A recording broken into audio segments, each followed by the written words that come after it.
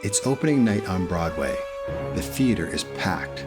Anticipation builds as the curtain opens and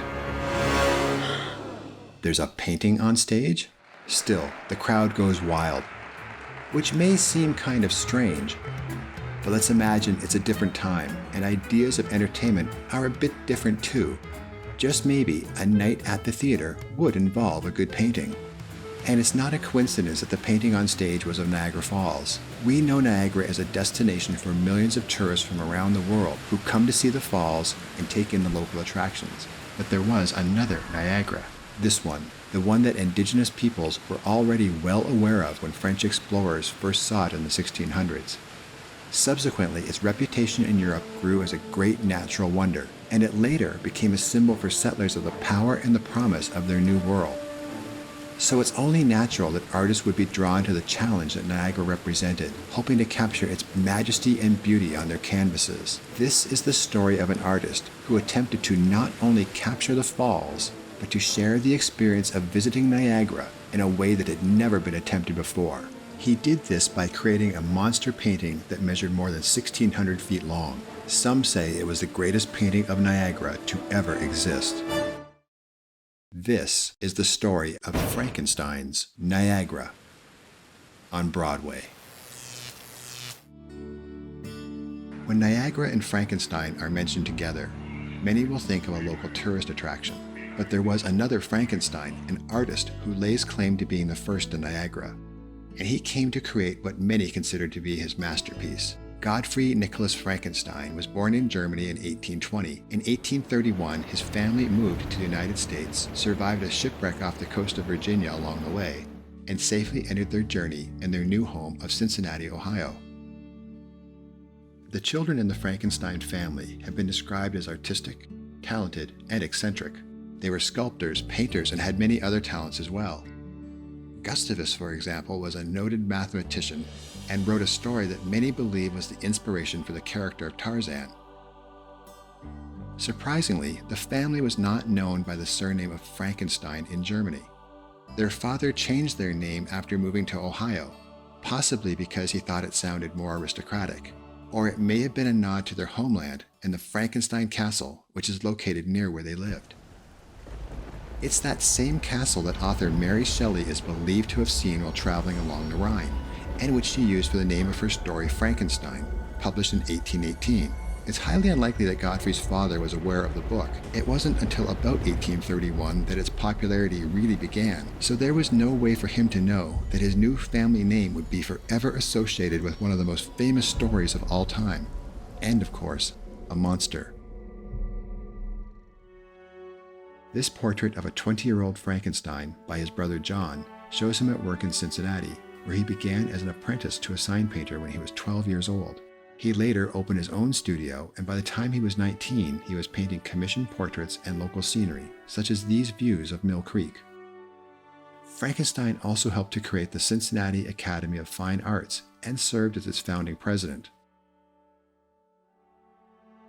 In 1844, he made his first of many trips to Niagara, and it's clear that upon seeing the falls, he had found a subject that would change his life.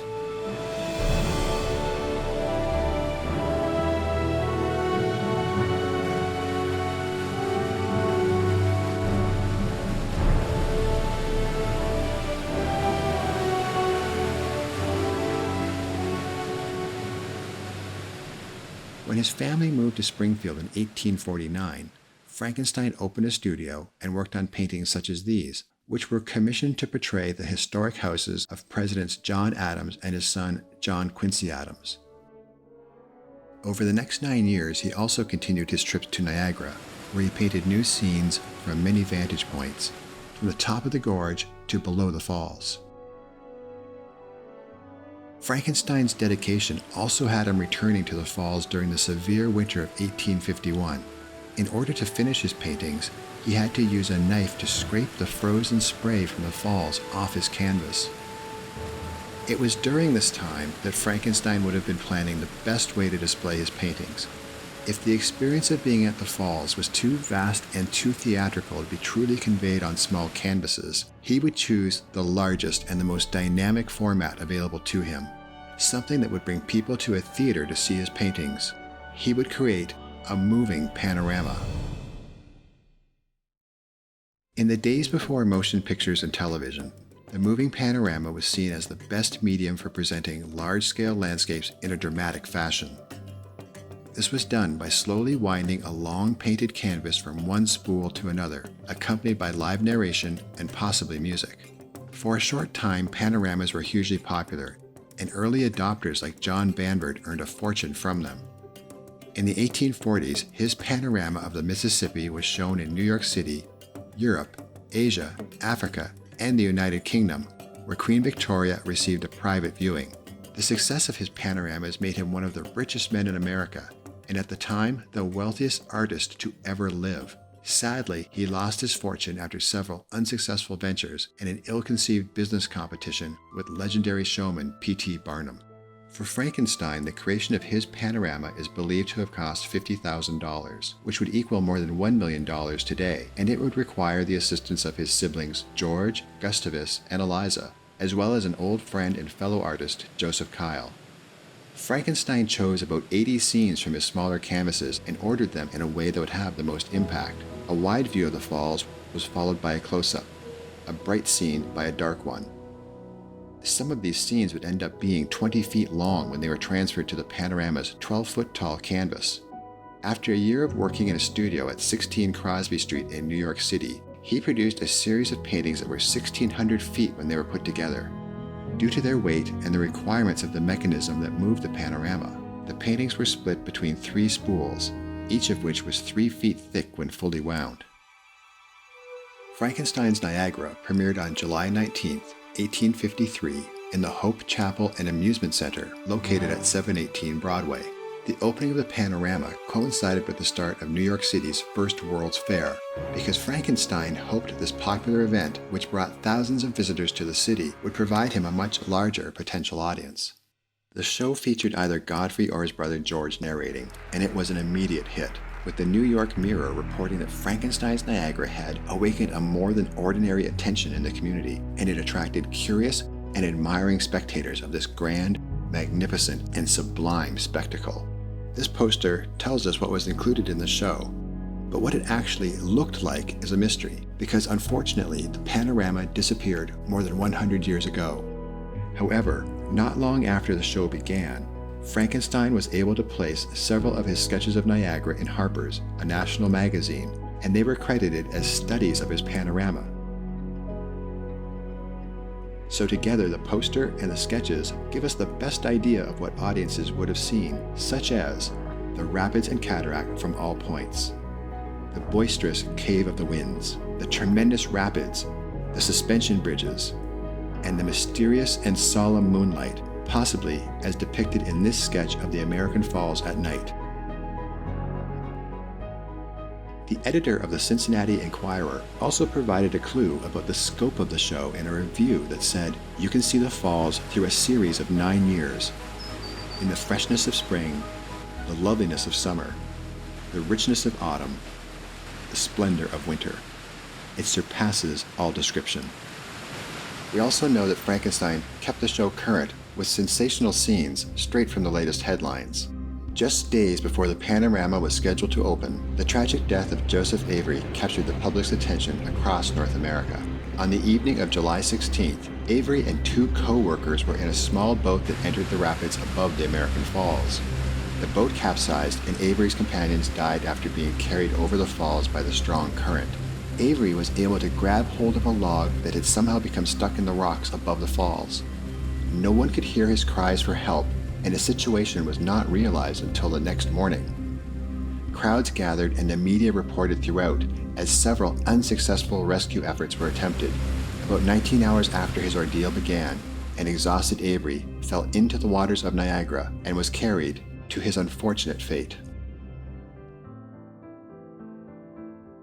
In contrast to the shocking Avery sequence, the panorama ended with a serene series of paintings that proved to be its most popular. Frankenstein's winter scenes, which he'd fought the elements to create, featured the great ice buildup that occurs below and above the falls. His paintings drew the audience into a world they had likely not seen before, And the beauty of these scenes proved to be the best way to end the show on a high note, just like a Hollywood blockbuster. And it seems that the comparison to a blockbuster is fitting, with one critic suggesting it was possibly too overwhelming because a viewer was called upon rather too frequently and too abruptly to shift his imaginary position, and he runs the risk of becoming confused. It may be difficult for us to imagine that a series of paintings slowly moving across the stage would be so taxing over the course of a 1-hour presentation. But this comment is perhaps a testament to the amount of detail that Frankenstein placed in each scene, which was noticed by the Louisville Daily Journal, which said his paintings seem to capture sunlight that seems to sparkle and dance upon the waves with real motion. When the Panorama first opened, admission was 50 cents for adults and half price for children. It was popular enough to warrant 2 shows a day and sometimes 3. Frankenstein later reduced his prices to attract the working class, school groups, and families. After his great success on Broadway, Frankenstein spent 4 years on tour. The Panorama traveled to the East and Midwestern states, including triumphant showings in Cincinnati and Springfield. Frankenstein showed his Panorama for the last time in November of 1865. It's believed he painted his last landscape, an autumn scene of the Mad River, in November of 1872. After a brief illness, Godfrey Frankenstein died in 1873, leaving behind the largest collection of Niagara landscapes in the world. He'd never sold any of his more than 200 original works and left them all to his sister Liza, including the Panorama. And this is where the Panorama's history becomes unclear. Gustavus showed it occasionally, and its last known showing was in Springfield at Black's Opera House in 1893. It's believed the Panorama was being stored in the Opera House when it burned to the ground in 1903, but there is no clear record. Like many of the great panoramas of its period, its fate remains a mystery. It's probably most convenient to link Frankenstein's legacy with that of his contemporaries. Together, the artists of his generation helped to create the sublime, romantic vision of Niagara Falls that would lead it to become a major tourist destination and to assume the title of the honeymoon capital of the world through much of the 20th century. But Frankenstein's contribution deserves special notice. The ambitious scale of his Panorama, his showmanship, business acumen, and years of touring made it possible for his vision of Niagara to reach a much broader audience than any single painting in an art gallery. Godfrey Frankenstein probably never considered the future ramifications of his Panorama. Instead, he would have seen the more immediate results that came from showing his 1,600-foot masterpiece, namely the great success and acclaim enjoyed by Frankenstein's Niagara on Broadway and beyond.